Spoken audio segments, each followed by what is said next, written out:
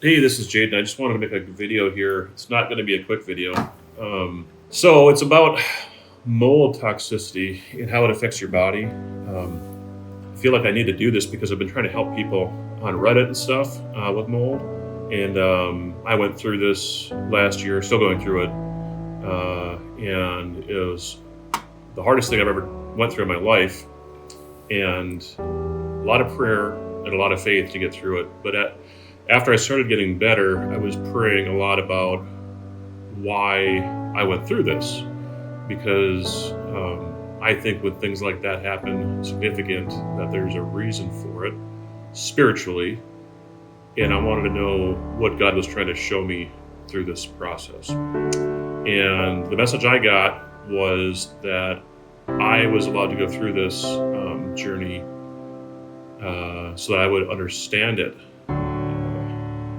very well. You understand it very well when you go through it yourself. And then so I would be able to understand this to be able to help other people going through it. Because if you don't go through it yourself, you're going to be very limited as to how much you can help somebody else, I think. And I see that with a lot of doctors and practitioners that operate in this space, that they don't quite get it. Even the ones that are in the mold space, if they haven't been sick from it, there's no way they can quite get it, and they're not going to have the empathy. And I'm not saying that they're not empathetic, but it's a different level if you've been through it yourself and you understand what people are actually experiencing. It is hard to explain. It affects you in so many different ways. And the first thing that I notice people say, that whenever I hear somebody say this, or they write it on Reddit or whatever, I immediately think mold, is they say, I feel like I'm dying. I feel like I'm dying. And that's exactly what it feels like. You feel like you're dying. And I've actually heard a doctor explain to me why that is. I think there's multiple reasons why you feel like you're dying, but he said it attacks a part of the brain. And I don't know if it's the hypothalamus or which part it was. He said what it was. I forgot. This is when I was really messed up with mold. I could barely think. He told me it affects your part of the brain. The mycotoxins get into your brain. They go into fatty tissues in your brain. And there's MRIs that show that stuff that show this. And I have an MRI that shows this, the brain damage from it. And it gets into your brain. And he said it affects the part of your brain. And it has an effect on it. It can have an effect on your blood pressure and things like that. Very similar to what happens right before you die. So right before you die, your blood pressure will drop and things like that. And your body goes in a certain state before you die. And apparently it mimics that state to some level. This is what he said. This is the main guy that finally treated me, that I found that understood this well enough to actually help me after I went through many, many doctors and practitioners and functional medicine people and naturopaths and everything. So this guy knows what he's doing. So anyway, he said that, and that made some sense to me. And I've seen MRIs and things that show the brain damage and different things like that. So I think that's part of it. I think the other part is it just messes your body up so much. You're like, you must be dying. How do you get Parkinson's and Alzheimer's and MS at the same time? Like really quickly. And how do you decline that quickly? Usually those diseases take years, to develop. Years and years. People live with those things for years and decades. So when you start getting these things in weeks or months, and it's getting worse that quickly, it's hard to imagine anything else that's happening to you other than that this is going to end in your death within a few months. So that's where I was at last year. And it's hard to say that to anybody. You don't want to tell people that, It's hard to communicate that.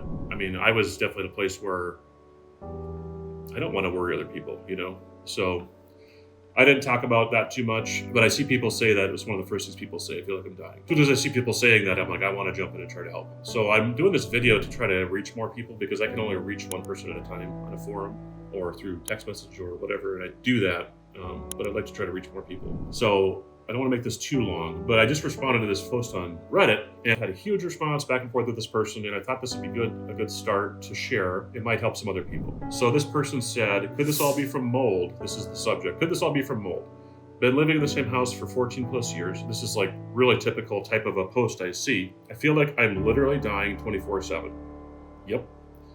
I have constant headaches, tinnitus, that's ear ringing, white noise, which I think is in the ears, muscle spasms, I call them micro twitches, all over the body, like every muscle in your body just going nuts. Internal vibrations, like, if you've never had it, it's hard to explain, but if I say it feels like there's a big diesel truck outside your house, vibrating your house. And that's when this first happened to me, that's what I thought was actually going on. I thought there was a truck outside my house. And then it was like 3 in the morning all the time. And after like a week or two, I'm like, why is there a truck outside my house at 3 in the morning? And I went outside and looked, and there was no truck. And I'm like, okay. Then I'm like, what else is vibrating in my room, my bed? I'm like, I asked my wife, and nothing's vibrating. Just me. I'm vibrating. So, and actually, like, I had my wife like put her hand on me, and she can't feel it. So it's a sensation. I don't know if there's actually physical vibration or not, if it could be measured or not. My wife couldn't feel it. It feels like, to me, like my body is like just buzzing, and your like ears are buzzing, and it feels like you're just like literally like hooked up to an electrical wire, and you're being electrocuted is kind of what it feels like a little bit. Okay, internal vibrations, breathing issues. Yep, a lot of people get lung problems from inhaling the spores, asthma, things like that. Brain fog, memory loss, extreme anxiety. Yep, I understand. I've also heard this described as like suicidal anxiety, and I can relate to that. You have so much anxiety that you can't imagine going on another day in your life and doing this. That's how bad it is. You just can't imagine how you can make it to the tomorrow. And so it's like a suicidal level of anxiety. Heart palpitations, light sensitivity. He says occipital neuralgia. I don't know what that is. Neuralgia is related to your nerves, I think. Balance issues, white and black bursts of light in my vision, pressure in my head, ice pick sensations in my brain. Yep. I haven't had all of these things, but I've had a lot of vertigo, panic attacks. Yep, panic attacks. I had that a lot. Feeling numb to emotions, like you're.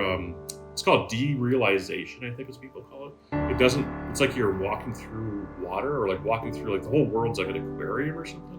Like you're in a movie and you're like walking through it, but you're just viewing it, and maybe you're not actually there. There was a lot of times last year where I was almost like, I'm not sure if the people around me see me. Like it's the feeling I had. And I never let anybody know this, but I would be watching for things to prove that they could actually tell I was here. So, because nothing feels real. It feels like you're in some sort of a lucid dream or something. And that's just because your head's being messed with by these toxins so much. Feeling numb to emotions, lump in the throat, hard to swallow, difficulty swallowing, feeling like I'm in a dream, severely sleep deprived, insomnia. I didn't sleep for days. That's a very common symptom, is not sleeping for days. And that when you don't sleep for days, you get really messed up. It's really bad for you. No matter how much sleep I get, you don't feel rested because you're not actually getting real sleep. GI symptoms are really common: bloating, constipation, diarrhea, things, loose stool, things like that. Food sensitivities are really common. Histamine intolerance, mast cell activation. It's all constant, probably 10 times worse than you imagine. This is what this person says. It's hard almost to read this. It's like, I'm trying not to get too emotional about it, but you can feel what this person's going through. I can feel it because I went through a lot of this. I'm planning to take my own way out if I don't get rid of all this soon. This is also very common in these posts. It breaks my heart because I can't live like this anymore. Can't even walk straight because of all this. Please, God, let this end up being molded so I can get rid of it. Wow. So that's, that was exactly where I was at in June of 2023. This person actually has worse symptoms than I did. And I thought I couldn't go on. So, this is why I try to help people as much as I can, because it's catastrophic. So then this person responded, added a comment. Oh, I think I mentioned doing let me pull up my first comment here. See, somebody said this could be mold. A few people said that. I mean, anybody in this forum probably has had molds to understand that. As you've got through this process, it starts to make more sense to you. You see this, you're like, oh yeah, that's mold. This person says 100% that's mold toxicity, which is very similar to what I said. Like, yes, there's no, we're not doctors, but what you're describing is mold. I'm Always a little cautious to say it with that much confidence because I'm not a doctor and there can be other things going on. But I do want to give people some assurance that, like, okay, there's a really good chance that that's what's going on here. And it's actually good for you if that's what's going on because you can fix it. Mold is pretty much treatable. They may not fully recover to 100%, 80, 90%, some people 100%. It's not like some of these other things, like if you truly had Alzheimer's or Parkinson's, things like that, that are not curable or whatever. Those symptoms occur in mold, but if it's mold causing it, you can generally reverse all of it, or most all of it. It's not easy, but you can do it. Let me see, I want to look at my comment here. This person says that sounds a lot like what you consider mold illness, which is more broadly called biotoxic illness or SIRS. Yep, so there's a SIRS, the Shoemaker protocol, the SIRS thing. I think everybody should understand what that is because I think it's good to know, but that's not the only way to treat mold. And I want people to know that that is not the only way to treat mold because a lot of people go through the Shoemaker protocol and don't get better. So Shoemaker might help a third of people or half of people or something like that. I don't know the percentages, but the other half or 2/3 of people need to do other stuff, and Shoemaker might be the start of what they do. And there's lots of information online about Shoemaker and SIRS, so you can look into that. Let's see, sinusitis infection. Yep, could be, and caused by mold. I said, yes, this sounds like mold. I had very similar symptoms. I try to be short and concise with my responses because there's so much information out there. I just want to tell people what helped me, and they can, either it resonates or it doesn't, and they can move on, and if it resonates, then we'll talk some more. I said, yes, this sounds like mold. I had very similar symptoms. I recovered using hyperbaric oxygen therapy, ozone IVs, glutathione IVs, and phosphatidylcholine IVs. 40 rounds of hyperbaric or 20 rounds of IVs, 20 plus rounds of IVs is very powerful. These IVs specifically, phosphatidylcholine, glutathione, and ozone. The phosphatidylcholine and glutathione is called the PK detox protocol or Patricia Kane detox. Phosphatidylcholine IVs are hard to find, so that's what I would look for. Most IV places will offer ozone and glutathione, but many don't offer phosphatidylcholine. So try to find phosphatidylcholine, and then you'll have the other two automatically. Hyperbaric oxygen, you want to get a hard shell chamber that's 2 atmospheres or greater in pressure. Soft shell hyperbaric, probably not worth doing. It's usually 1.3 or 1.5 atmospheres. It will, it is therapeutic. It has benefits to the body, but it's not going to be enough to really move the needle for you probably. You need to be in this hard shell 2 to 3 atmospheres of pressure, hyperbaric, with pure oxygen. So I went to Grosgold Clinic in Clearwater, Florida. Dr. Grosgold is a fantastic doctor, and I would highly recommend. He does virtual consults also. A lot of people travel across the country to go to Clearwater, Florida just to see him. In fact, I think most of his patients are not from Florida. They drive from other states, Midwest. Actually, a lot of people drive from very far ways. But there's other good doctors. You don't have to see him. But I think this is a good protocol. This was the main protocol he put me on. This is how I found this protocol. I didn't know about this protocol. Him and another doctor in the Clearwater, St. Pete area have been doing this protocol for mold and Lyme patients for quite a while. I think maybe 15 or 20 years. The other doctor was Dr. Sponagel. He started it, and then Dr. Grosgold's kind of taken it over and been doing it. And fantastic doctor, very big heart, great human. It's hard to find a doctor that cares that much, and he does care, and you can tell, and it makes a big difference. So I really love that guy, but you don't have to see him. Just find someone that can do these things. High pressure hyperbaric oxygen. Many people have said 40 rounds of that, 2 atmospheres or greater, is the biggest thing they did for their health with mold. So that's with pure oxygen. Breathing pure oxygen, you put a helmet on, breathing pure oxygen. I'm doing that now. I went through the IV stuff last fall, got myself to like 75% better, somewhere in there. Was able to work again. I could be functional, be with my family, be useful again. And I've been trying to just do other things like diet, exercise, detox since then. And I've just found that those things are all good. It's all good, like, carnivore, paleo, taking vitamins, all these things are good. But I haven't found them to move the needle for me. I just haven't found the needle moved. The needle has moved from these more intensive therapies, the IVs, the ozone IVs, the PK IVs, the hyperbaric. I've only done 5 sessions so far.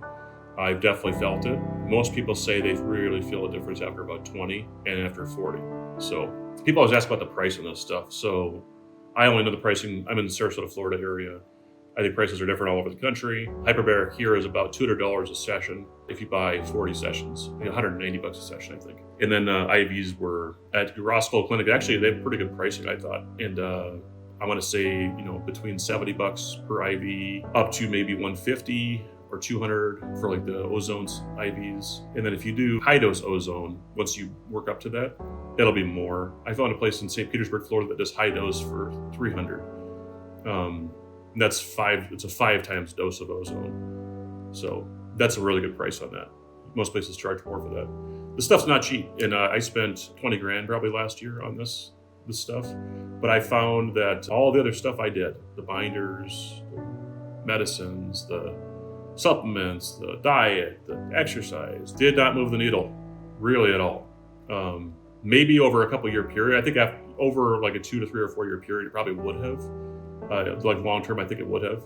But over a 3 to 6 month period, I noticed almost no change. And the IVs, I noticed improvement in 3 weeks. 3 weeks in, I was improving. 3 weeks in, I was improving. Every week I'd improve more. 5 weeks in, I was sleeping. Full night, rest, 8 hours, good sleep. 5 weeks in. 8 weeks in, felt like myself, like almost, I was 75, 80%, whatever, something like that. Like I was doing pretty good after 8 weeks. 8 weeks. It's powerful, and you can feel yourself getting better pretty quickly doing that. I did, at least. Everyone's a little different. So, but I talked to a lot of people at that clinic, and they all said the same thing, that it was the best thing they've ever done. So I just think that those are powerful therapies, and depending on how sick you are, you might want to consider a more powerful therapy. And yeah, $15,000 sounds like a lot of money, $20,000. And when I thought about it, I was like, well, geez, how much does my car cost? How much does your car cost? I have a nice car. It's a Tesla, so it's maybe more than most people. Most cars cost $35,000, $40,000. If you drive a truck, it's $60,000, $70,000, $80,000. We don't even think about that kind of stuff. Oh, I need a vehicle, 40 grand. Yeah. Oh, I need to improve my health, $15,000 is too much.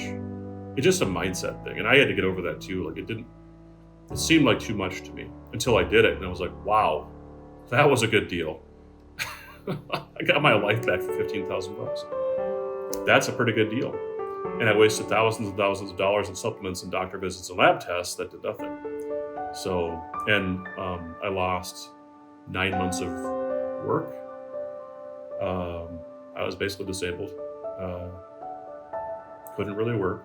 Couldn't take care of my kids. Couldn't even drive to school. Couldn't pick my kids up from school. I was not useful for much of anything last year. So, yeah. So for me, that was really cheap to get better. $15,000 was very cheap for me. And then now I'm doing this hyperbaric oxygen, which I think was about $7,500 for 40 rounds of it, which also feels expensive. But I've talked to so many people that said it was the best thing they ever did for mold toxicity and for Lyme too. It's really good. It's good for anyone, actually. It will improve your health no matter who you are, what you are. Hyperbaric oxygen will improve your health. It will rebuild. It allows your body to rebuild blood vessels and rebuild tissues and repair. It's a very therapeutic healing modality.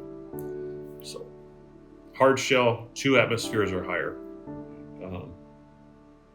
Not soft shell. You find soft shell hyperbaric all over the place. I wouldn't mess with it. Not that it's not helpful, it just isn't nearly as powerful. So that's hyperbaric. Talked about the dollar amounts of things a little bit.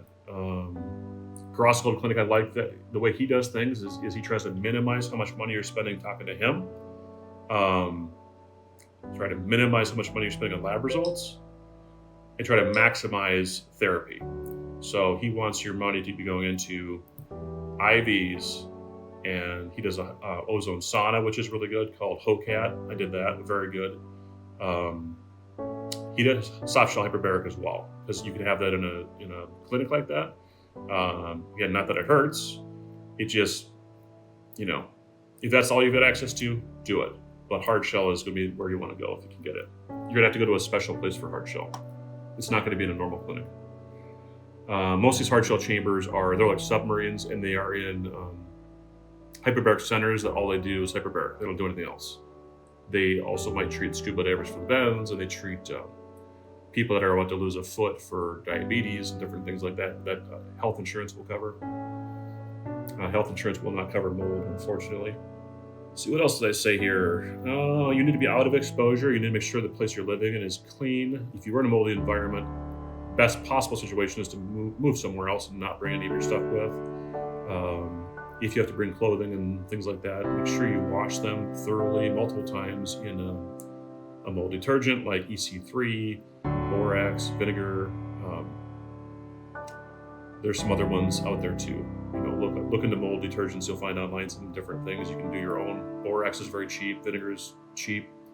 EC3 is not cheap, but I think it works pretty well.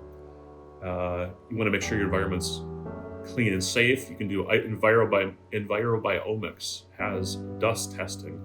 ERMI, ERMI, or HERTSMI2, HERTSMI2. Those tests are both good. The HERTSMI2 test is more the really dangerous molds. You're doing a Swiffer dust collection, sending it into the lab. It's a couple $100. ERMI tests all the molds, most of them. So it's a little more comprehensive, costs a little bit more money. So if you want to know everything that's going on, ERMI is the way to go. If you want to spend a little less money, HERTSMI2, it covers most of the bases. So that dust test, if you test the dust on top of the fridge, on top of the cabinets, on top of the trimmer on doors, top of closet doors, on top of crown molding and trim, and on tops of ceiling fans. Those are good places to collect. You have to get the Swiffer thing really dusty and dirty, and then send that in, and that'll tell you what's in that environment. So HERTSMI2 test, you want to see usually a 10 or lower for it to be safe. And most places aren't a 10 or 0, so you need to be cautious. So that's very important. Shoemaker's protocol, first one is get out of exposure, be in a clean environment. And that's really hard to do, but you have to make sure that's constantly being diligent because the environment changes. We just had water come into our house from Hurricane Debbie. So it's just constant diligence.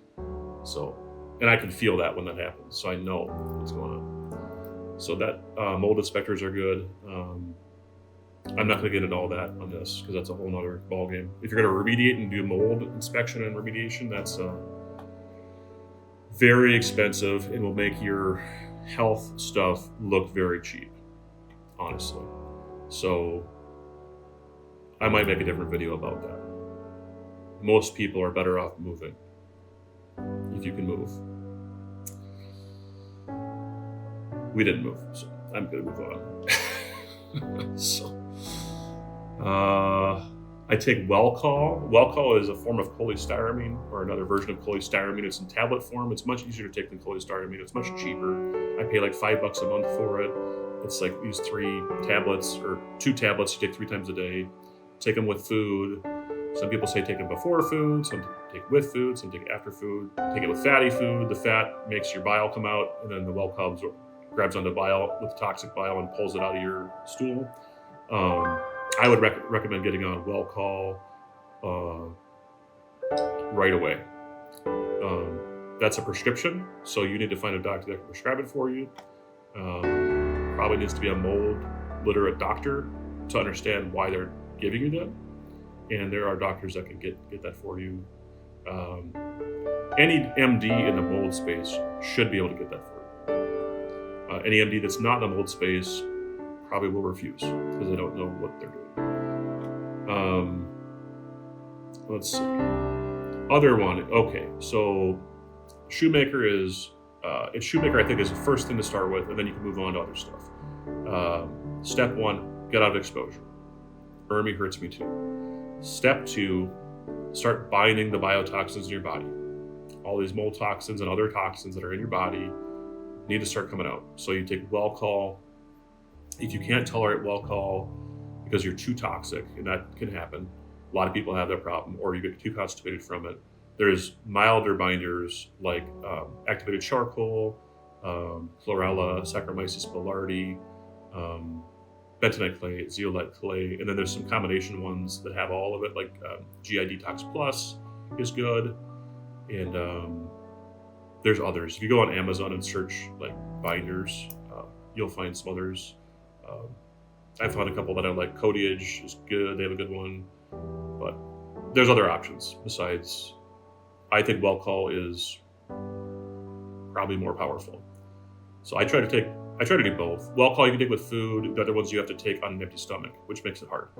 So I try to do Welchol with meals, and I try to take the other binders like at bedtime or in the morning on an empty stomach.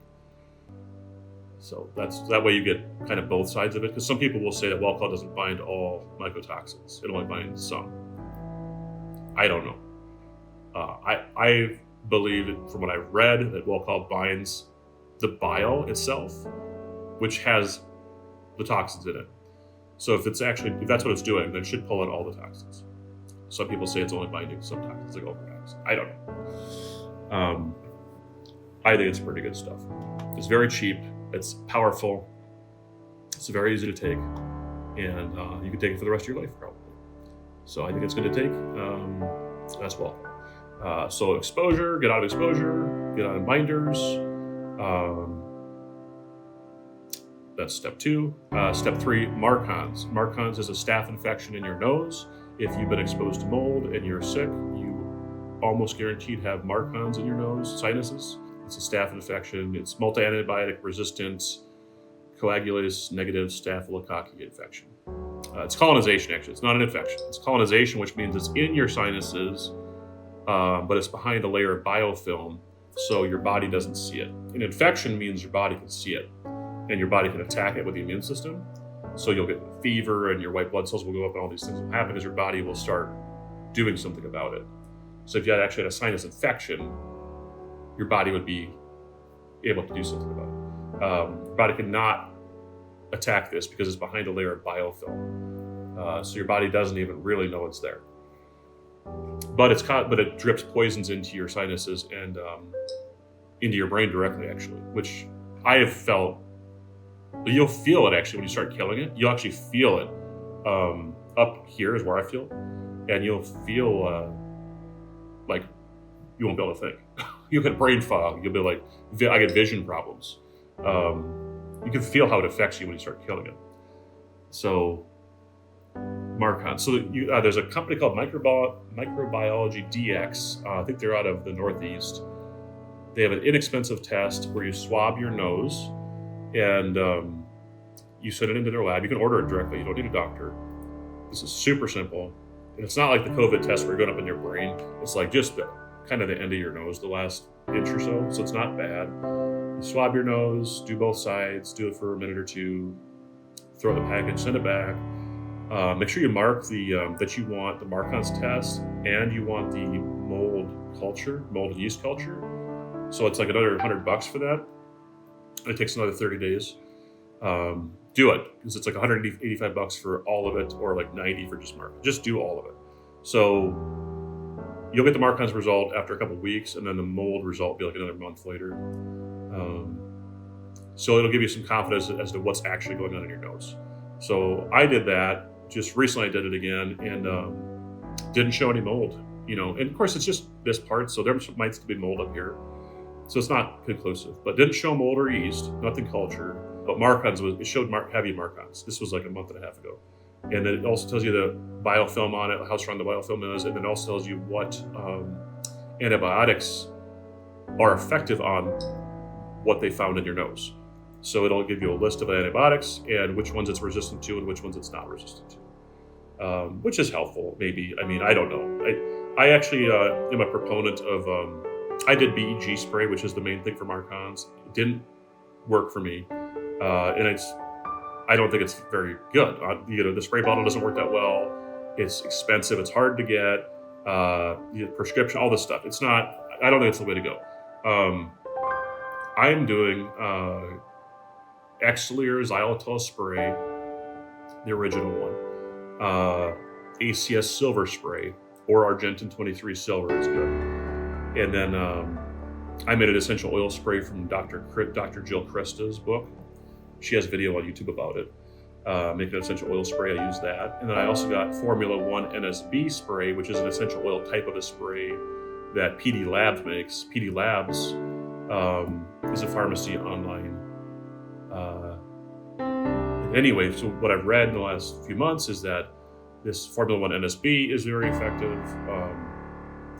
This Xlear is very effective over a long period of time. And silver is effective over a long period of time. And this is a long game. Marcons is a long game. A lot of people have, it takes months and months or over a year to get rid of it. So it's not like a, 30-day spray of BEG is going to take care of it. At least it didn't for me. So, the cool thing about Xlear and silver is they're on Amazon and you can get 4 packs of them for cheap. And you can just keep getting it. Just keep getting it. Just get a 4-pack, $15 a bottle. That's okay. The PD Lab stuff, it's expensive. $180 a bottle. I think that one bottle lasted me a couple months, so it's not just a 1 month supply. Definitely more expensive. I'm doing it because I think it's more powerful.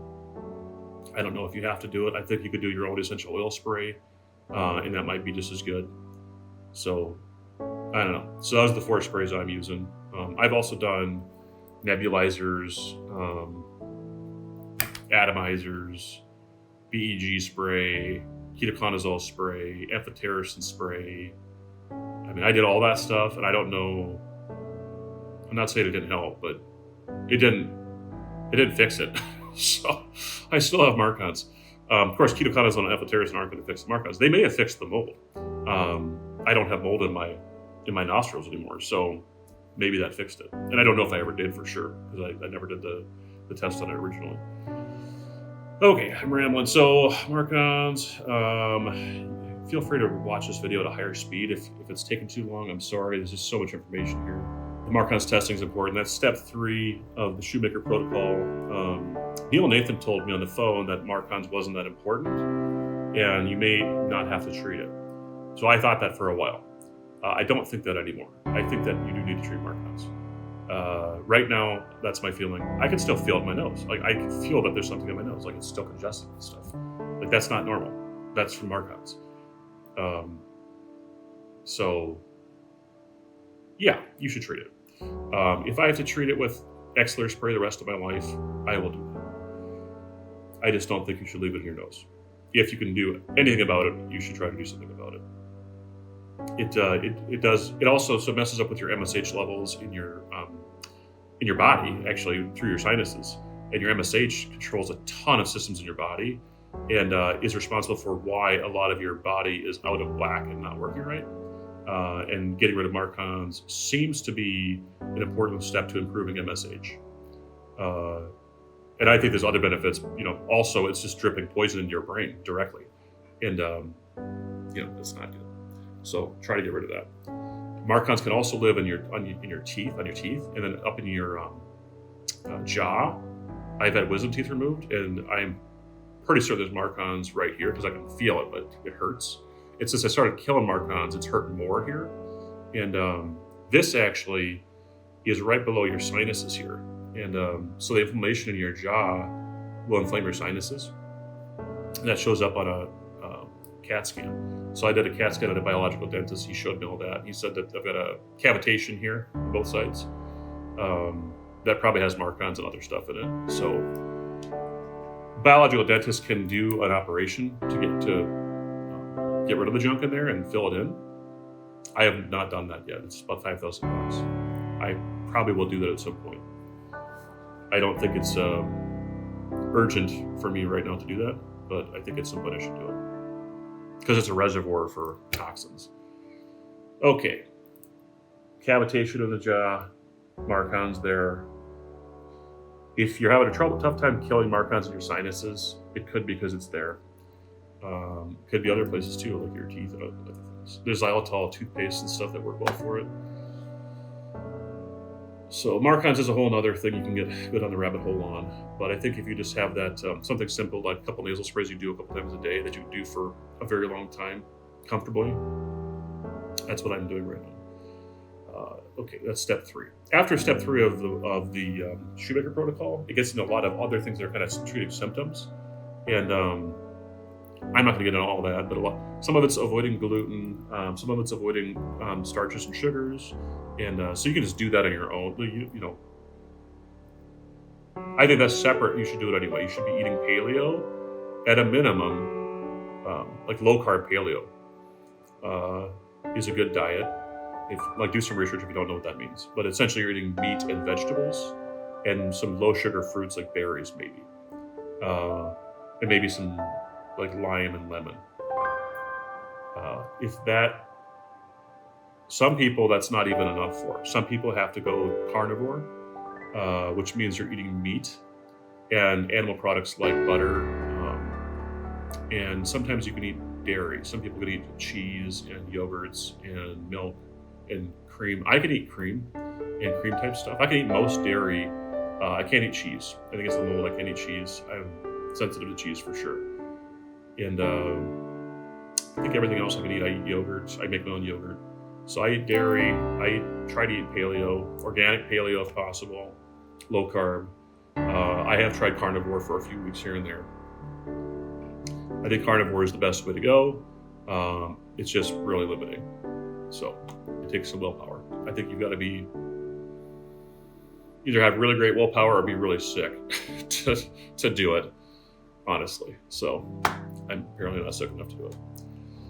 Okay, that's the diet. Try to get movement every day. Move your body, walk, move your arms, whatever you can do. Just move your body around. You don't have to be running. You don't have to be weightlifting, although those are good, I think.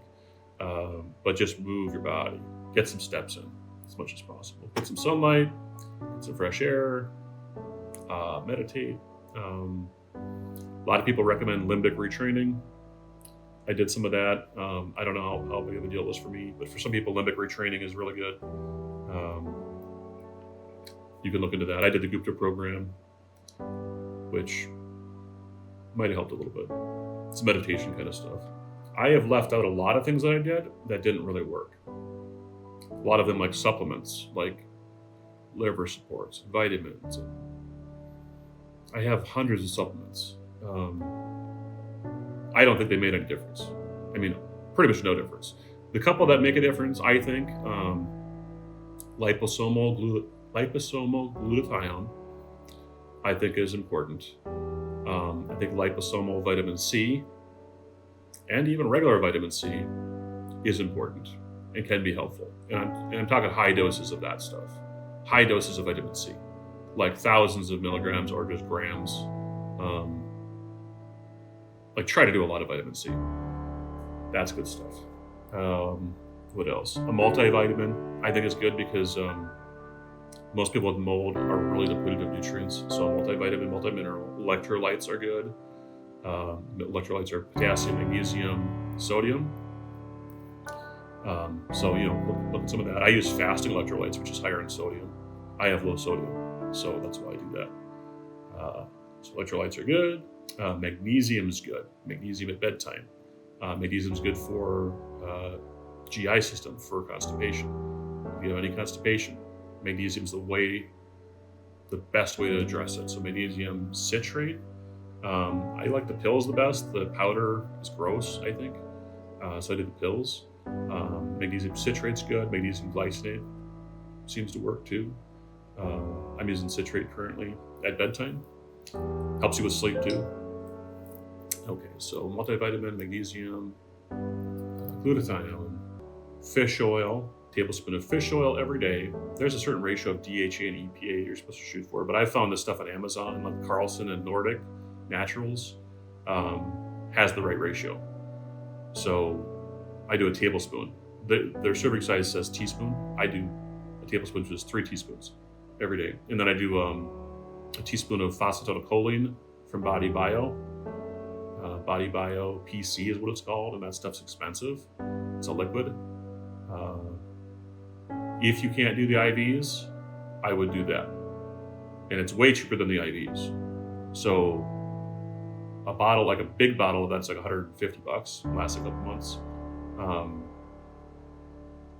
But you'll have it every day for 2 months for $150. One IV of that might cost you $150. So the IV is way more powerful. I mean, one dose of an IV is powerful, but taking it every day for 2 months is also powerful. And then liposomal glutathione. When you take phosphatidylcholine, I would take liposomal glutathione along with it, orally. Gut health, your gut gets super messed up. You need gut health's a whole other thing. You need to do some research on that. The carnivore diet's really good for healing your gut. The GAPS diet is very good for healing your gut. GAPS is really, really a good diet. Carnivore GAPS, combination of the two. You can start the GAPS out with more of a carnivore, just a more limited GAPS diet essentially, and then you can expand into the GAPS diet over time. The full protocol for GAPS is 2 years. So if you really, and GAPS is meant to fix a lot of mental health issues. GAPS stands for Gut and Psychology Syndrome. So it's essentially how is your gut affecting your brain and your anxiety, your mental health stuff, all these things are from your gut. And GAPS is really, it's anti-inflammatory. You avoid foods that are going to cause problems with your gut, with your body. And again, it's not an easy diet to follow, but if you're sick, it's very powerful. A lot of bone broth and meat broth on GAPS, and I've made both of those myself. The meat broth, bone broth is more powerful, but it's also harder to tolerate. It's got a ton of histamine in it. So if you can tolerate bone broth, you're probably not that sick, maybe. At least the bone broth you're making yourself. The bone broth from the store I can tolerate just fine. The bone broth that you make in the GAPS recipe has very high histamine, and I had a hard time tolerating it. So the meat broth is much more tolerable. Has maybe a third of the nutrition of the bone broth, but it's just way easier to tolerate, and you could do it you could use it all the time. And I think because of that, it's probably more powerful. The bone broth, you've got to your body has to be at a point with histamine levels and stuff that you can handle that. And I think the GAPS diet doesn't really tell you to do bone broth until later on in the program, until you've healed your gut to a certain level. Let's see what else it says here. I'm reading this forum post again here. He asked about doing the urine mycotoxin test from Real-Time Labs. Real-Time Labs is the one I use, and I'm using it to track my levels and improve over time. But I told him, it's expensive and you don't need it because based on your symptoms and what you know, this is mold. But if you want the confirmation, it's a good way to get confirmation. There's also blood tests, the SIRS blood panel. The tests on that are like MMP9, MSH, VEGF, C3A, C4A, TGF-beta1, leptin sometimes is on there. And sometimes insurance might cover some of those because they're blood tests if you get a doctor to order them. If insurance doesn't cover it, it's going to be just as expensive as the urine test. So I don't know what the cheapest way to confirm this is without spending $500. I don't know. Is there some cheaper way to do it? I haven't found it. So I did both. I did the blood test and I did the urine test. Both. I think you could confirm it through symptoms, honestly, and through your environment, and just make some start treating it and see if you feel differently. If you just start treating, if you have enough information about your environment and how your symptoms, and you're kind of at the point where it seems like you might have a mold problem, you could spend a lot of money on testing. And I wanted to have confirmation, so I knew. So I did a lot of testing, but it's expensive. You may not have to do that. So I was just doing everything. I spent thousands of dollars on testing different things. I started to suspect mold or Lyme based on just internet searches and my symptoms. No doctors were able to tell me this after spending thousands and thousands of dollars. I had to go to the doctor and tell him, test me for mold, SIRS, and Lyme, and then I had to tell him what that meant, how you would do that. And I had to find it, and I figured out pretty quickly that I didn't have a doctor, even a functional medicine doctor, that actually had heard of these things before, wasn't even the right person to be working with. I did a lot of research to try to find people that do anything about this at all. It's incredibly hard to find people for some reason. The first couple people, let's see, I found a chiropractor in Clearwater actually that ran the SIRS labs for me. He was a mold experience, and so that was good. He was a chiropractor, and it was a good start, but he was missing a lot of things. So he at least ran the tests and convinced me that I had a mold problem. So I stopped spending all this money on all this other stuff, which was good. If you can get to a point where you think, there's a Reddit forum, toxic mold exposure, I think it's called toxic mold exposure, mold toxicity, something like that. And there's a Reddit forum called SIRS, I think, which is good. But if you go on there and start reading and post and ask questions and stuff, and you get to a point where you've got enough information and you feel like, might be your situation. I see people post on the forum, and I'm like, yeah, you've got mold. Like, you don't need to go test it. It's just from what you're saying, like almost certain that that's what your problem is. But if you want to save some money, just start the treatment. Test your environment, and if you want some confirmation, spend $500 on a urine test. I have a hard time recommending the urine test a little bit because I know a lot of people, when they're in mold, the urine test can actually show up negative. That scares me a little bit.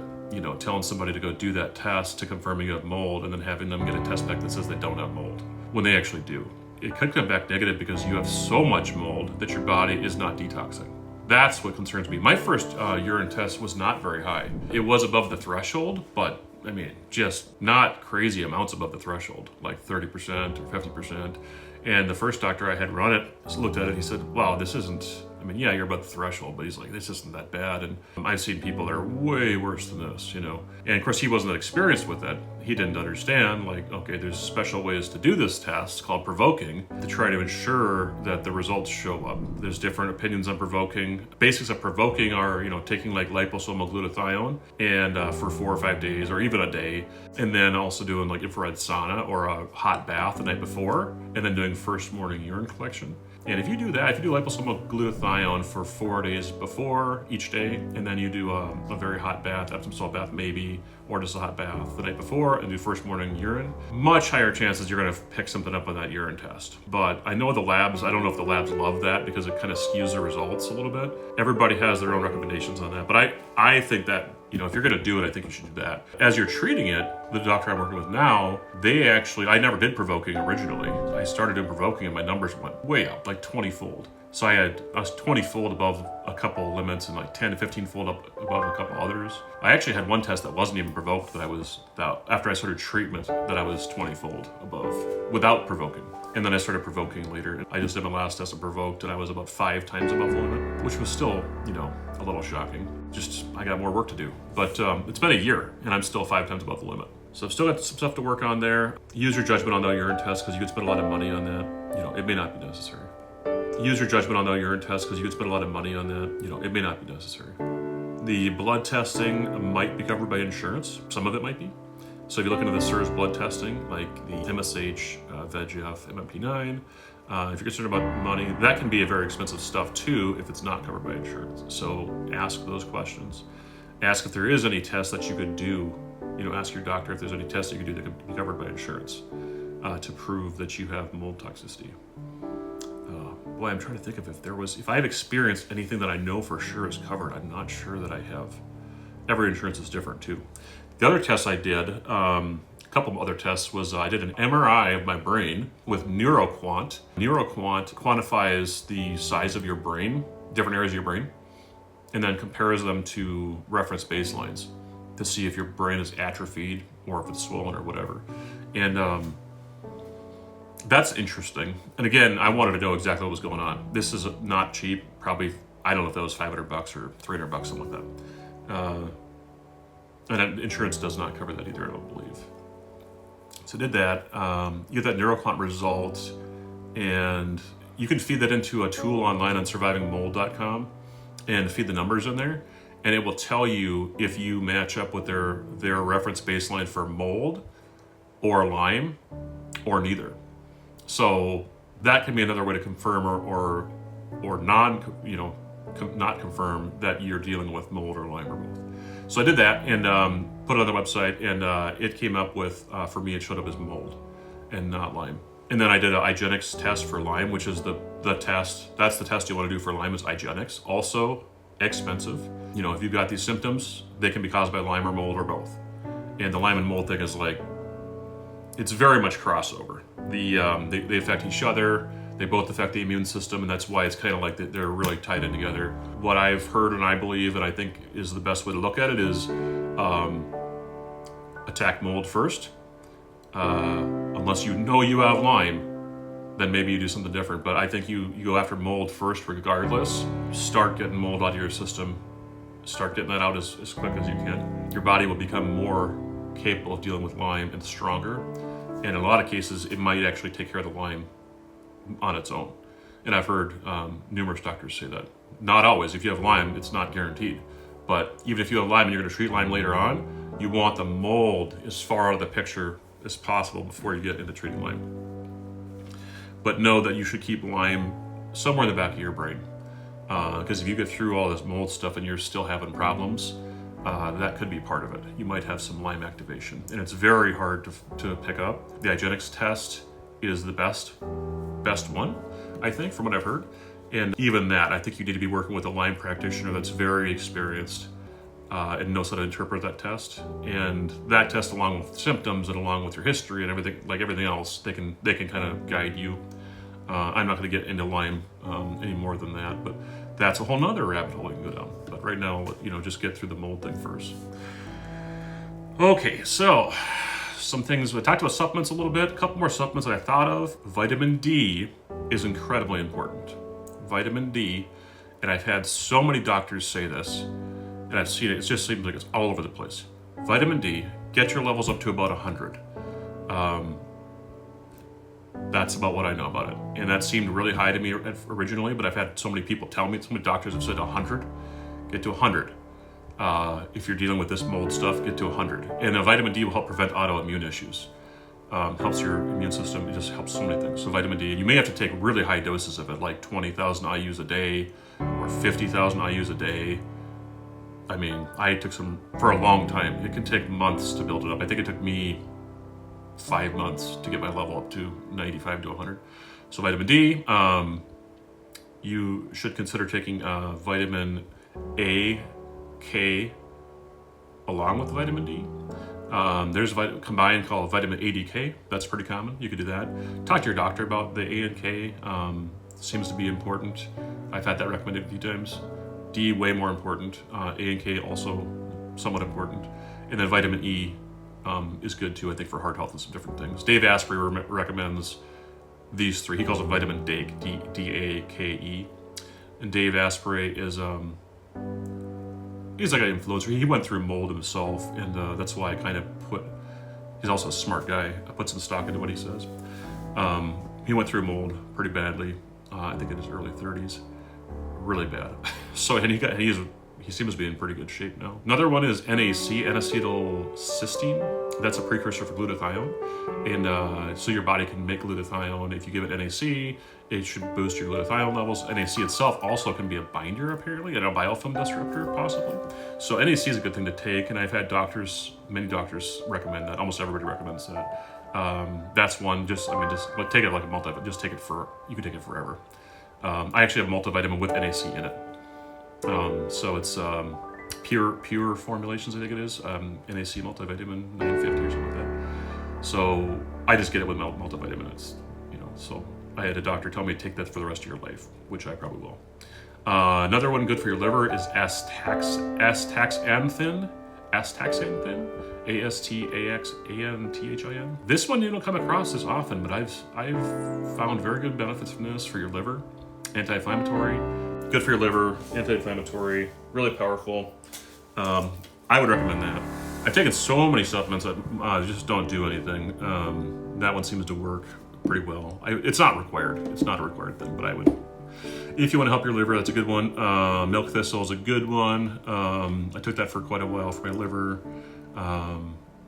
If you're trying to help your liver, I would do that. You don't have to take that long term. But when you're detoxing, probably good to take that. What else did I talk about? DHEA. DHEA is good. I don't know if I would just go take that unless you do some hormone testing first. So if you're low on testosterone and stuff, and cortisol, DHEA is a precursor to those hormones.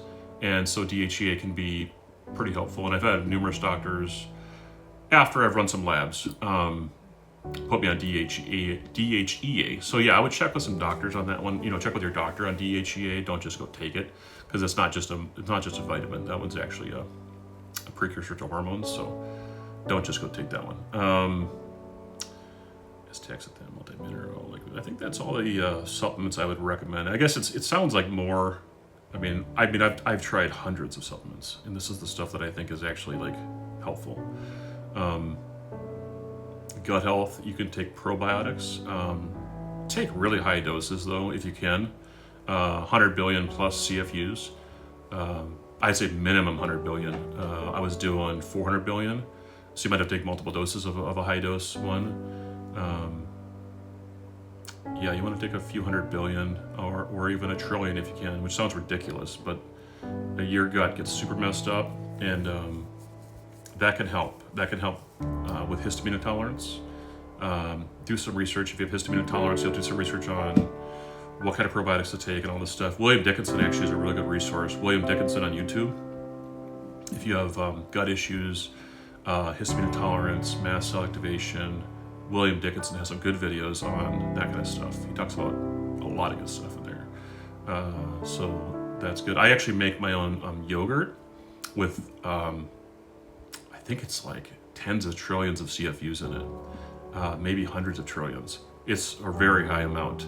And I started doing that because, it's just much more powerful. It's called SIBO yogurt. Dr. William Davis wrote a book about gut health. The book is called Super Gut. He has recipes called SIBO yogurt. He has a bunch of recipes in the back of that book. You can buy the book Audible and then get the supplement with it, or buy it on Kindle or whatever and get the supplement with the recipes. And then the recipes have like Elroyderi is the main yogurt that he really likes. Elroyderi. So you can make that. It's really interesting. So you make this yogurt. You put some inulin fiber in there for the stuff and then some probiotics of these specific varieties, and then you make it 36-hour type of a thing at a warm temperature, like 102 degrees, and you can combine these couple different strains. And I like it because you control which strains are in there, and you get a lot of CFUs, like ridiculous amounts of CFUs. So you got to make sure your body can handle it, because you could have some serious die-off if your body's not ready for it. So. But I would work up to that. You could try kefir also. I did kefir first, homemade kefir. Store-bought kefir is not very powerful. So if you need something that's not that powerful, you could do homemade or store-bought kefir first. But it way less. Your homemade kefir is going to be like 100-fold more powerful. You could do homemade kefir from raw grass-fed milk is very good if you can find that. I did that. Very powerful. I had a problem. I think if your gut and your body is still messed up from mold, I think that there could be possibly problems with taking kefir, because your body isn't able to regulate, at least mine, the yeast levels and stuff in your gut, because your MSH is messed up. So for me, it helped and it hurt. It helped resolve some gut issues, the kefir, like really quickly. My like loose stools and stuff stopped like very quickly. So that was good. But then all of a sudden you got constipation, which is actually worse. So I got some constipation, and then I've been dealing with that ever since. So it moved the needle. It made a change for sure. It made a change. So I just think the yogurt, I think you could control better, and the yogurt doesn't have yeast in it. Kefir has a lot of yeast in it. And I think people with mold issues have yeast issues. I do. Certainly most people do. So the yogurt's probably a safer bet. So probiotics, SIBO yogurt from Dr. William Davis. Pull up my notes here and see what else I was going to talk about. Food I talked about, carnivore, paleo, GAPS. Ozone insufflation, I think it's good. It's really hard to find. That's where you put ozone gas into your sinuses, or other parts of your body too, which I'm not going to get into. But I think if you do ozone insufflation for your sinuses, you can find someone that does that. That's really good. There is a company online that sells the equipment for like $1,000, called Promo, I think. I didn't buy it, so let me just look it up. Make sure I get it for you. No, I didn't find it. What is that place called? Anyway, if you search nasal insufflation online. You should find the equipment on there somewhere. Promo Life, yeah, I was right. Promolife.com. So I think that's good. It's $1,000 to equipment. I've thought about buying it. I may end up buying it if I can't get this nose stuff figured out with nasal sprays. So that's something to look into. Ozone saunas, really good. I did ozone sauna at Dr. Grosgold's clinic. He has a HOCAT machine. You could actually make your own ozone sauna with a little steam sauna from Amazon. The little fabric thing is like $100. It needs to be a steam sauna. $100 steam sauna. Your head sticks on the top of it. It's really goofy. And then you can get a little ozone generator with a tube. They're like $50 on Amazon. And then you just tube the ozone into the steam sauna. And you got to be really careful to not breathe the ozone in. So you got to be, make sure that's sealed up good. That would be good. I think that if you can't do ozone IVs or it's too expensive, the ozone steam sauna would be what I would do. And you could set that up for about $150, and you could do it every day of the week at home. So that'd be pretty cool, pretty inexpensive. Good way to get ozone. Your body will absorb the ozone through your skin, through pores. Your pores open up when the steam gets on them. And I felt when I did the ozone sauna, like I could really feel it. Like it kicked my butt. Like I could barely walk afterwards. So I know it was getting into my body. So I would, that's a good modality. That's a good low cost thing to do. Let's see, what else is there? Mindset. I didn't talk about mindset. I talked about limbic retraining a little bit. There is a big problem with anxiety and fight or flight mode with mold toxicity. I had it bad, and I've seen a lot of other people have it bad. So you need to get out of fight or flight mode. You really need to be mindful about keeping yourself out of fight or flight mode and understanding what that feels like and understanding what it feels to be out of that. I was in fight or flight mode for like 20 years. Didn't even realize it. So you might need to meditate. You might need to learn breath work, breathing exercises. I did the Gupta program. I think it was helpful. I think everything I did was helpful. I also prayed a lot. I read the Bible a lot. And I just let go. I had to let go. That's what I had to do. I had to let go. Let go. Whatever that means to you. I was holding on really tight to something. I had to let go. And I just let go. And for me, what that meant was I released my body to God. And I let go of my body. I visualized my body floating up to God.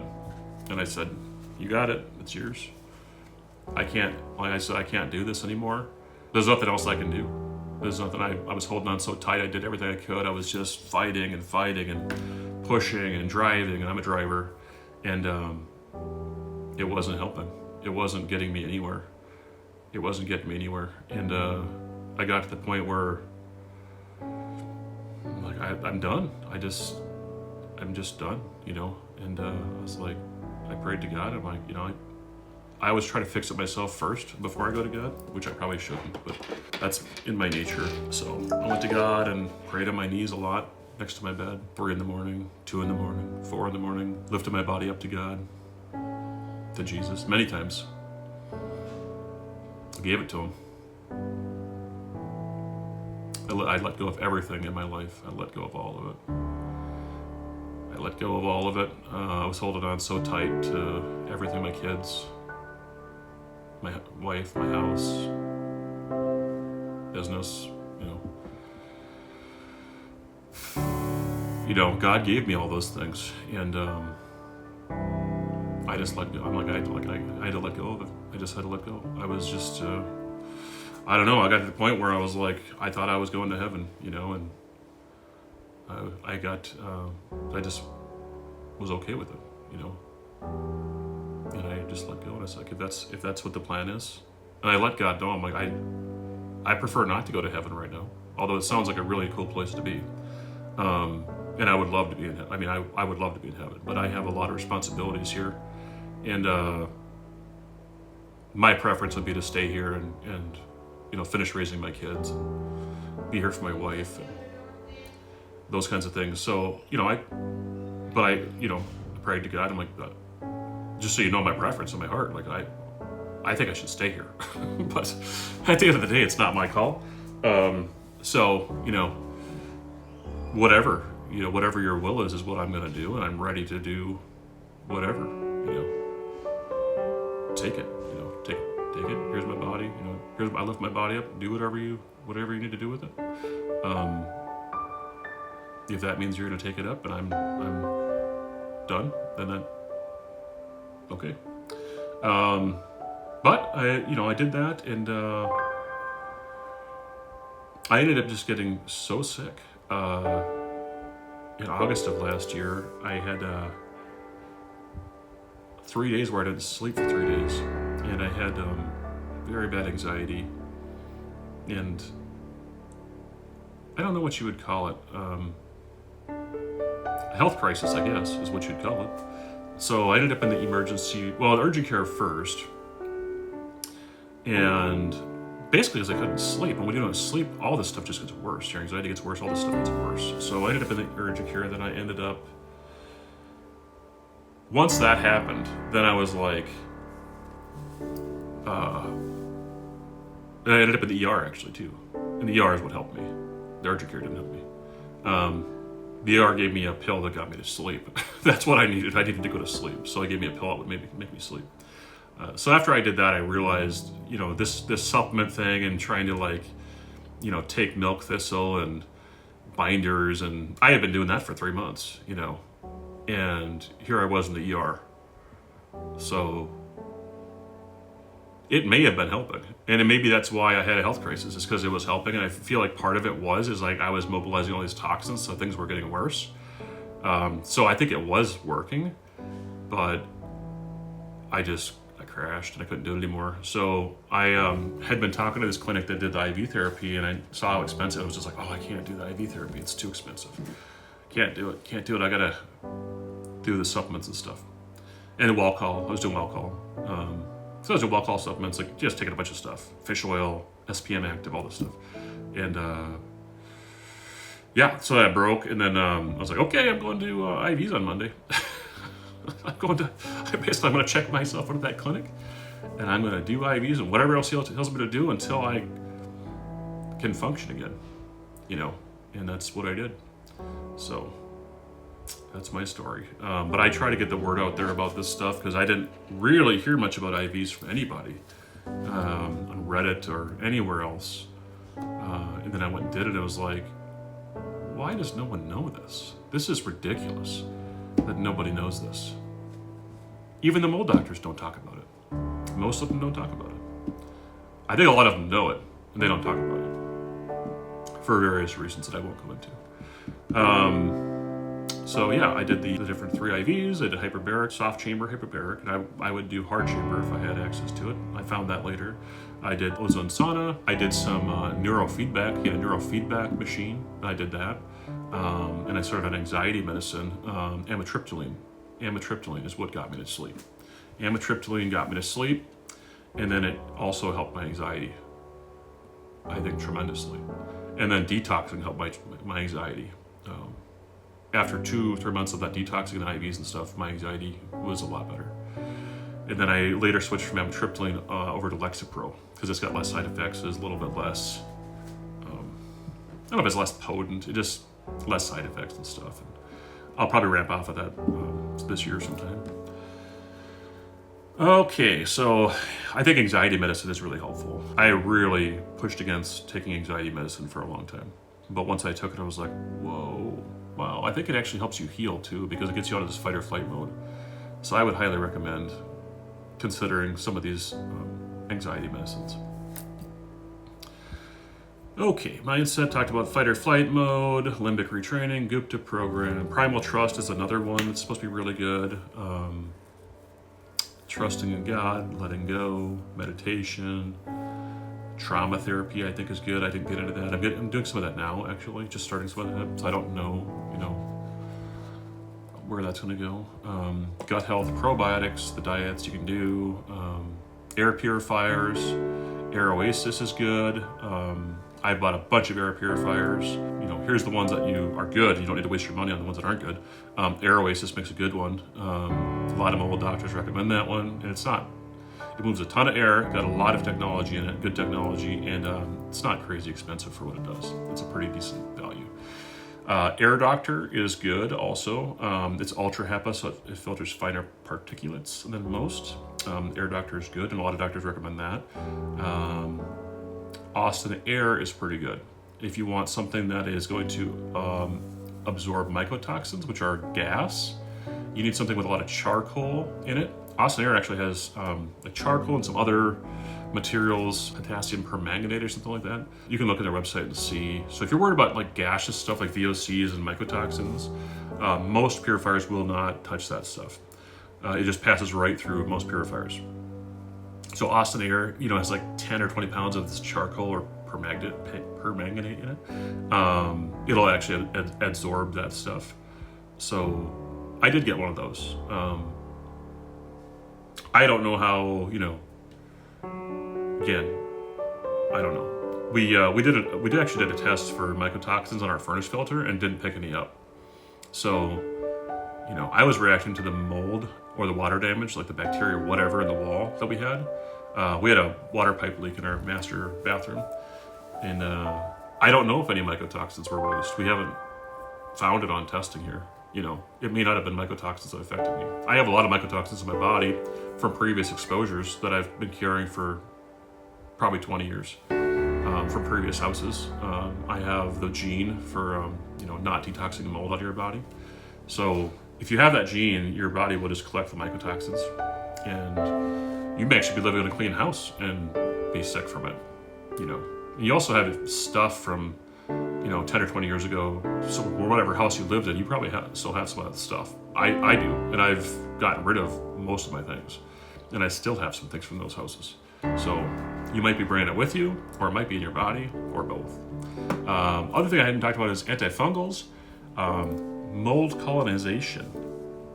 So you get through this Shoemaker stuff and some of this detox stuff, and you're still showing mycotoxins, you're still kind of sick. Because I've been on this for a year, right? And I'm still pretty high mycotoxins, still have some symptoms. You might have mold colonization, and I've seen numbers like 50% or 70% of people end up having mold colonization. I don't know if there's any good stats on that. So some percentage of people have it, and it means that mold is growing in your sinuses, and then it goes down in your gut usually. So you have it in your sinuses and your gut, and so you need to take antifungals. So that's where like Neil Nathan's book Toxic talks about some of this stuff. Jill Krista's book Break the Mold talks about herbal antifungals. MassCell360.org or .com also talks about this. She talks about using Argentine silver orally. And she has some other stuff she talks about too. And she has a mold program she sells. So I'd recommend those books though. Break the Mold from Dr. Jill Krista. Naturopathic book on mold. Really good resource. I mean, get that book or the audiobook and read it. I think I've listened to that audiobook, at least certain chapters of it, like 6 times. And I just listened to it last night again, because there's so much in it. I just listened to one chapter on it, because as you go through it, you'll be on different phases, and you'll have to go listen to the chapter again. But she has a phase on antifungals, and very good. I think herbal antifungals are actually very powerful. And there's a lot of research studies showing herbal antifungals being more powerful than prescription. So I would not discount herbal antifungals. That stuff I know it's powerful because I take it, and it can mess me up real quick. That's because it's killing the mold so fast. So you got to be careful with some of this stuff. So read her book. Her chapter on herbal antifungals is called The Fight chapter, where you're fighting the mold. Real quick, what she talks about is Pau di Arco. She talks about Pau di Arco tea, but you can also get the Pau di Arco capsules, like on Amazon. It's a little more potent. I know because the Pau di Arco capsules will cause me to have die-off, and I'll get sick a little bit, and the tea doesn't. So the goal is actually to not really feel the die-off. The goal is to just operate, like kill it right below where you're feeling crappy from it. It's just hard to figure that out. You got to figure out, you got to test a little bit. And while you're testing, you're going to be like, oh, now I'm sick again. Okay, now I'm sick again. Like, especially if you're a driver like me, you're going to hit the gas pedal and make yourself sick all the time. which I do constantly.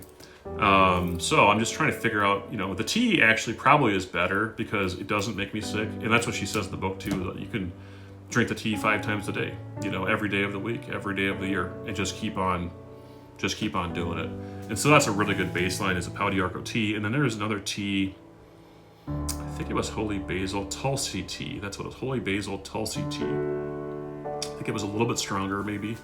I haven't tried that one yet because, maybe I should, because I don't feel the Pau d'Arco. Maybe I'd get sick from Holy Basil. I've tried Holy Basil capsules and have not gotten sick from that. And I did get sick from the Pau d'Arco capsules. So again, I'm getting sick from the mold dying off, not from the actual herbal medicine. So here's the other ones: Pau d'Arco capsule or tea, Holy Basil Tulsi tea or capsule, olive leaf extract. That's a good one. If you read her book, you'll hear all the other benefits of that one. It's a little more powerful. Thyme, even more powerful yet. And thyme can come in different varieties and formats. Capsule, I don't think you do a tea because it's too powerful. Essential oil, the herb itself, that's like the herb that you cook with. There's just different ways you can do thyme. I haven't done thyme yet. It's more powerful, so I've kind of avoided it. Colloidal silver I have done. I actually handle colloidal silver pretty well. Argenta 23, I've done that. I've been doing that. Oregano is very powerful, and you need to be careful with that because oregano will kill a lot of stuff in your gut besides just mold. So be cautious with oregano. I don't take oregano, but I might at some point.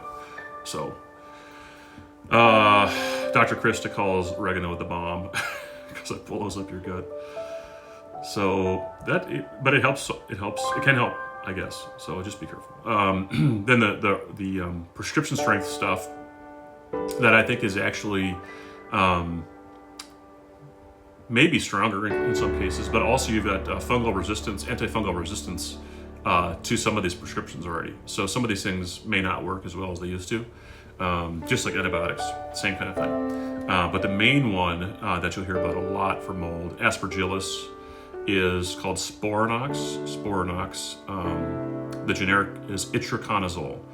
Itraconazole, it's an azole antifungal, and it appears to be very powerful for killing mold and aspergillus, which is mold in your gut. And I've found that it's so powerful that I can't actually take it. I've tried it at 1/5 of a capsule, and it's too much. It's too much for me. So I've actually gone back to herbals. I'm gonna try to work on herbals for a while, and then move back into the Sporanox if I feel like I can. I actually just detoxed my body for about 10, 11 months before I really started messing with antifungals at all.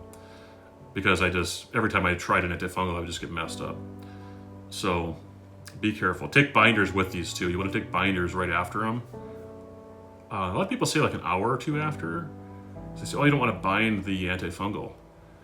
I take binder with Sporanox at exactly the same time. My theory is it's so hard on me. If I end up binding half of it, that's probably okay. And I take the binder right with it, and I still get sick from it. So it's not binding all the medicine. That's for sure. Not for me at least. So hasn't been a problem for me. I just take it at the same time. Sporanox, yeah, okay. Fluconazole is the generic name. That's a system-wide antifungal. It's good for yeast more so. I don't know if it's that effective for mold. Usually people have a yeast problem too with mold. And then nystatin is a GI-only antifungal that works best on yeast. And nystatin is really effective, and it stays in your GI tract, does not get absorbed in your body. So it's kind of it's a low side effect, low risk kind of thing to take. But a lot of people still have Herxheimer reactions from it, which I do as well. So it's killing enough stuff in your gut that's releasing these toxins. The toxins are leaky gut usually, which I have, and those toxins will go through your gut wall and get in your blood anyway. Even though nystatin doesn't, the toxins will. And so you still have to be careful with that. So I take a binder with that too, and I'm just really careful with how much I take. So those ones. So yeah, I really haven't I've done nystatin and Sporanox a little bit, but I just don't handle them very well. So I'm just doing the herbals now, and I'm kind of looking at this like just like I am the nasal sprays. Like it's a long game. Just stick to antifungals, for a long time, months, maybe a year or two, and just slowly kill this stuff. Because if I kill it fast at all, I just get messed up, and it can take me days or weeks to recover from it, to detox my body back out of it again. So, and that's talked about a lot in these books. Go slow is fast. MSL 360 talks about that. Slow is fast is slow. I've experienced that. My personality has a hard time with it, so I keep on going fast and then losing time. So just try to go slow. Don't push yourself too hard. You want to try to kill this stuff without making yourself feel sick. When you feel sick, you're actually damaging your body. So don't do that. Okay, antifungals. Antifungals is a whole new thing. I'm just getting started on that stuff. So I feel like it's a whole new phase. It's a whole new battle now. And I've told myself, I'm going to have to be comfortable with being a little sick now. A little sicker than I'm used to the last 9 months or so. I was getting used to feeling pretty good, which was nice. So I need to get used to feeling a little sick now and just know why I'm getting a little sick and try to limit how much sick I'm getting.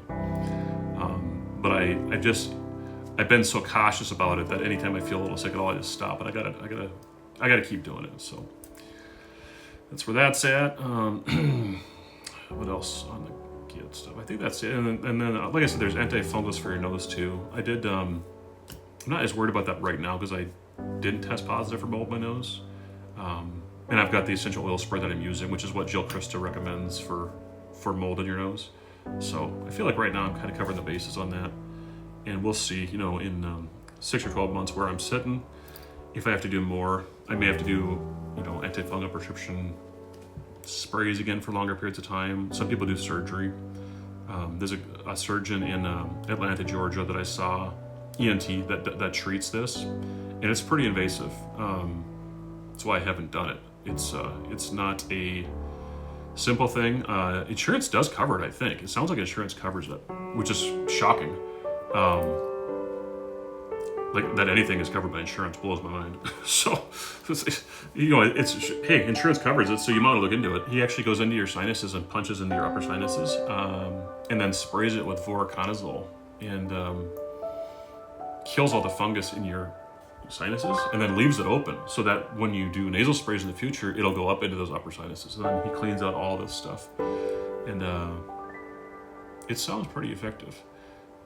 So I have not done it because you have to pretty much stay in Atlanta for like a week or two, because it's pretty invasive. He needs to check up on you and stuff, and I don't live in Atlanta. I live in Sarasota, Florida, and I don't want to leave for 2 weeks. And I want to be having a messed up face for 2 weeks. So I haven't done that. Dr. Dennis is his name. Pretty sharp guy. He treats mold. That's pretty much all he does, I believe. Treats mold. So Dr. Dennis, ENT in Atlanta. Look him up if you want to check that out. I don't know anyone that's actually done it, but he has a lot of patients that have done it. And it seems like it works pretty well. So what else? That's it, I think. Look into the SIRS stuff too. There's a lot of SIRS communities out there, and SIRS is big on improving your MSH level, which I think is important too. Don't lose sight of that. I think, all this stuff's good. Long term, getting your MSH back to some normal level, I think, is going to be really important for your health. So don't lose sight of that. There's also peptide therapies that can help with some of these things. That's pretty new, and I haven't done it yet, but it's on my radar of things to try, and it can be pretty powerful. So you might look into peptides. I had a specific person that does that. Let me find her name. Hold on. Look up my email here. Peptides. Oh, Jessica Alana, A-L-A-N-A. She does peptide therapy for mold illness and SIRS. I think she's in Britain. I talked to her. She knows a lot. She's very knowledgeable. So I can't vouch for any of it. I haven't done it, but something you could look into if that's speaking to you. I've actually relied on my intuition a lot with this stuff, so I let things kind of soak in. I just try to let the knowledge come in, let it come in, and then just let my subconscious kind of stew on it. And then I try to, feel. I'm an engineer, logical brain, so I've learned how to feel a lot more and use my intuition and try to use my instinct a lot more, especially when you're hearing those different messages from different doctors all the time. So you've got to kind of just take it in and try to figure out for yourself what feels right. And I think different things work for different people. So try to develop your intuition. There's some good books on that too, I think. I haven't read any for a little while, so I don't remember what they are. But if you need help with that, there's some good books on Audible and Amazon about intuition development. What else? Sorry, I'm not a professional YouTuber, so hopefully this was watchable. I hope it helped. I will try to do something more polished in the future, but I wanted to get this out there and just try to help some people. So I do reply on Reddit as much as I can. If you want to find me, you comment on my video, I'll probably see it. So, and I'll try to find a way to reply to you. I'm sure I can reply in there. I'm making this video to try to help more people. I feel like I was called to try to help people, try to understand this. I spent a lot of time understanding this, a lot of money, and hopefully some good can come out of it beyond just me not being sick anymore. That's my hope. So if this is helpful, refer other people to it. Hit the like button. I think that helps. And I think if I'm going to probably have this link, and I'm going to put the link in Reddit when I see people. Because sometimes I don't have an hour and a half to sit there and type to people, I do like to do that. I love doing that. And I'm not just saying that, I actually really love doing that. I was like, I need to get a job where I can just do this all day. So I do love helping people one-on-one, I really do. So I will continue doing that as much as possible. I'm just concerned that I can only reach, a very limited number of people that way. So this is long-winded. Thanks for watching. I hope you got something out of this. Reach out to me on YouTube. Is probably the best way. Ask questions. I'll respond. I'll try to respond to figure out YouTube, and then help other people find this video that you think could benefit from it. And I'll try to make some more videos. I didn't cover everything. I just tried to cover as much as I could. So thanks for watching.